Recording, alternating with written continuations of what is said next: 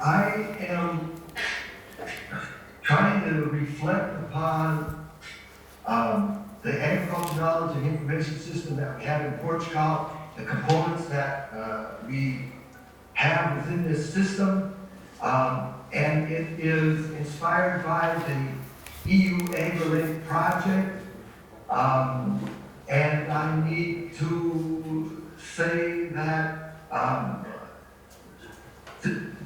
this project has been very interesting because they are looking at agricultural advisory services, which is one component of the agricultural knowledge information system. And they did case studies in 2 regions, and I'll speak about that in a little bit. It was looking at the decision-making process. But my interest is trying to look at other projects, research projects that can triangulate to the results of this project in itself. So I will move forward, I hope. Okay, whoa. So, introduction. I'm putting up right away the www.agrilink 220 EU project page for those people that are interested in looking to it more. Today I'm going to look at the research methodology focused on the AGRI project, but also on this reflection process, which is more of a triangulation process that is bringing all these other research projects that have been involved in this area. Talk about the results and discussion. The results will be basically looking at 4 or 5 tables that I will present to the AGRI project, and then articulate information and triangulation of other research projects to the information reflected. I'll try and do a reflection and a conclusion. The aim of the reflection is to look at the agricultural knowledge and information system, the various components. The components include what I call agricultural extension, which is very pluralistic here in Portugal.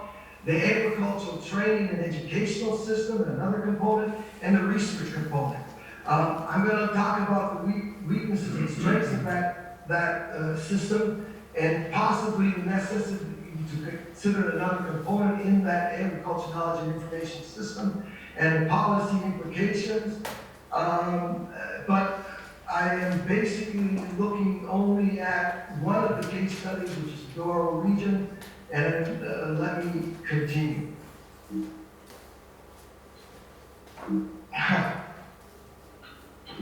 Having trouble. I don't know. Okay. Methodology, again, I'm going to talk about that. I look at the AGRI project as a qualitative and quantitative research project.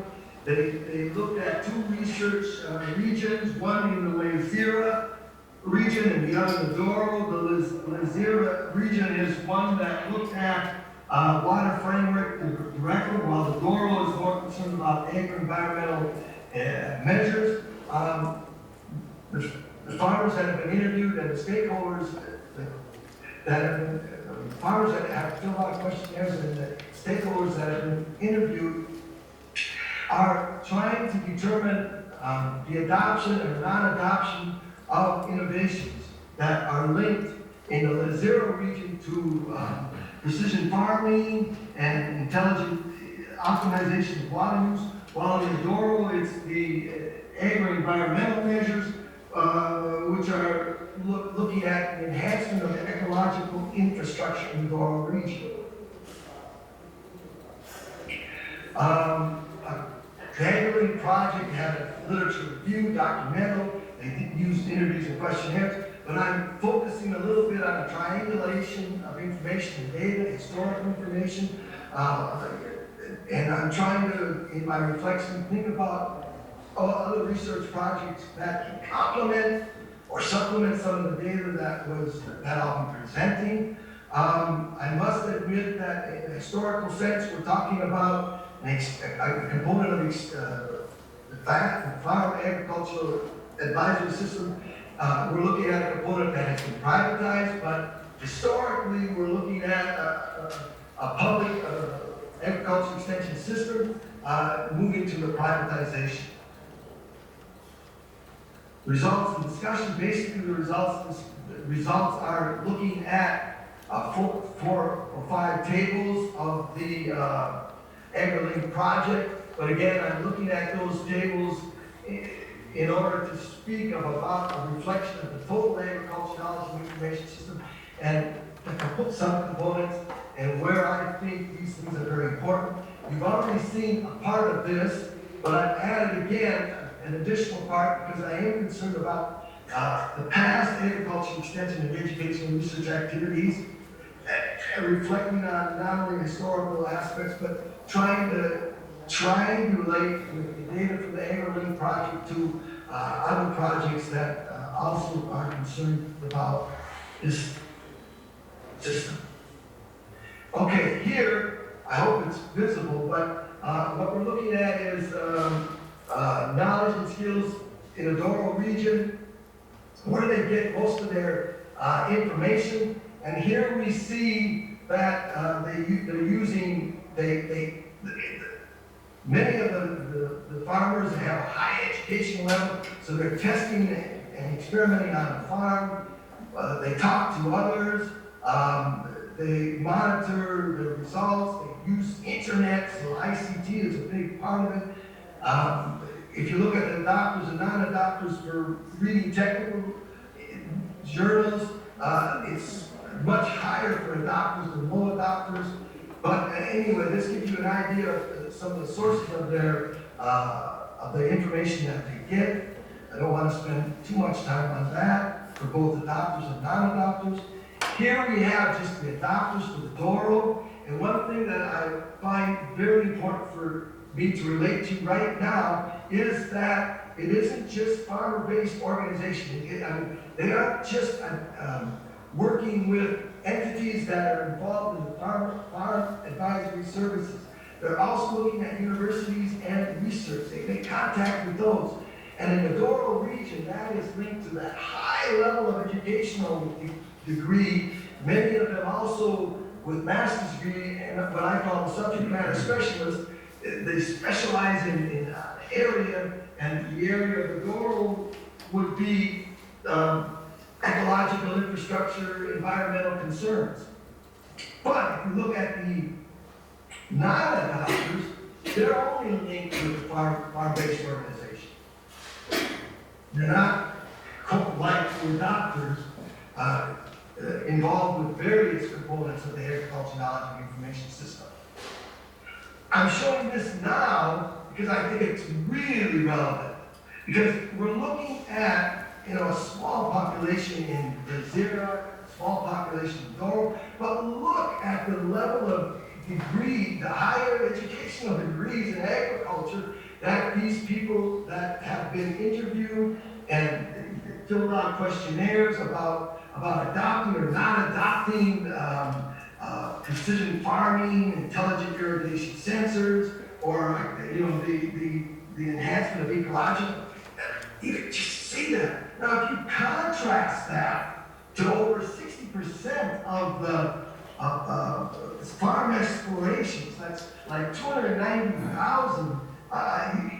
You're talking about an educational level much, much, much lower. So my point here is that I think in this adopting process, if you have people with higher educational levels, their capacity and skills to make decisions, not just in my point of view, but other authors, is higher. And you'll see some of that information later.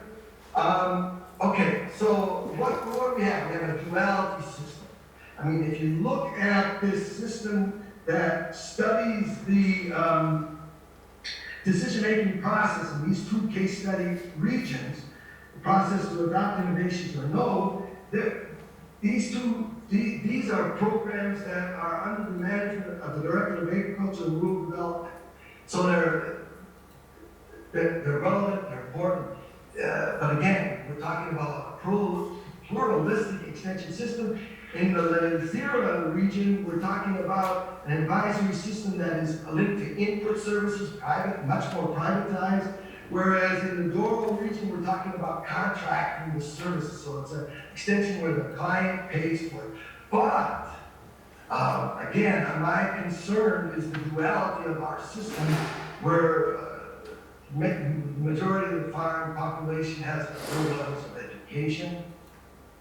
My reflections now, I'm going to try to move up that quickly. I hope I'm not scaring anybody too much by continuing speaking in English, but the paper was in English, so I'm moving in English. The reflections are looking at this agricultural knowledge information system, and this system scheme was developed in another project called AKIS project with colleagues Batista, Cristobal, Maduera, myself. We developed the components, the subsystem, and then I also included Almeida Riveros here because they use this scheme to reflect again on this agricultural knowledge and information system and really didn't alter the components. My concern is that I think we need to have a component on the policy side, and it has to be transparent, and it has to be based on research. And I can say that in the Lizera and the Doro, that dotted line from the agricultural research component to the farmers is much solider. This was done in a general interpretation of the agriculture, of the farm explorations that we have in Portugal. And you can see that it's pluralistic, it involves association, farm-based organizations.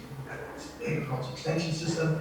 When you look at the ag education system, I think we have to also think about the professional or vocational agriculture schools too, that play a role too in preparing many people to continue to work in agriculture.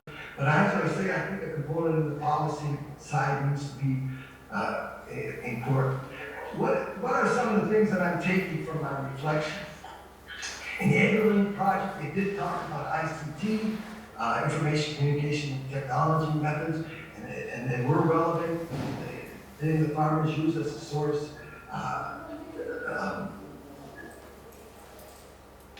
platforms to gather information to help them get information. I think this has to be pushed further and not just looking at the AGRI project, but I think ICT has to be improved, used for those resilient 60% that continue farming, but they need also to link to scientific farming as much as possible. And I think because of the numbers, because it's over 290,000 farm explorations in 2019, you're going to have to think of alternatives because farm visits become problematic. So I think if we look at other projects, I was involved in the EU Rural Leader project that had a platform for teaching for new entrants and women, but I think we need to expand that and think more about e-learning because we are facing crises with climate change, and so I think we need to bring them along as well to science-based information.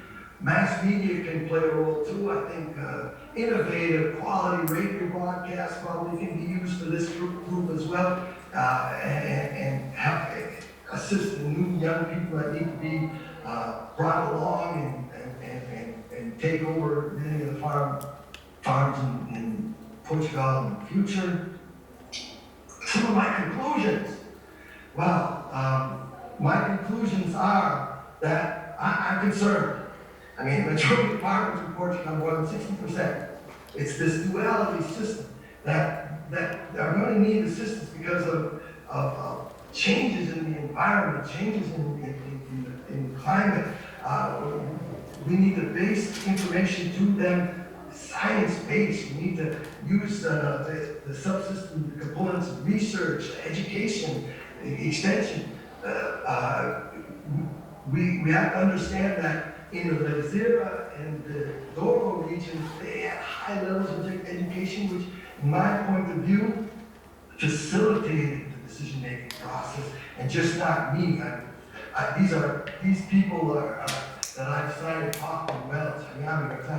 It's the old literature, the old guard, but they were already talking about that back before I am speaking about it now. But I think that we need to also understand that could be a limitation for us, and that's why we need to do more research with this group and see how they adapt science-based agriculture innovations and technologies for them.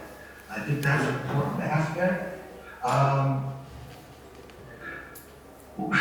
Being that it's a pluralistic Tim, desculpe interromper, está mesmo no limite, está bem?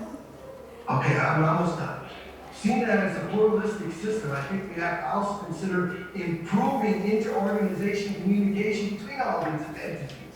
So that's one other point. And then if we have a pluralistic system, let's look at other countries that are developing policies to assist that situation. EU FAST, I think it's doing well.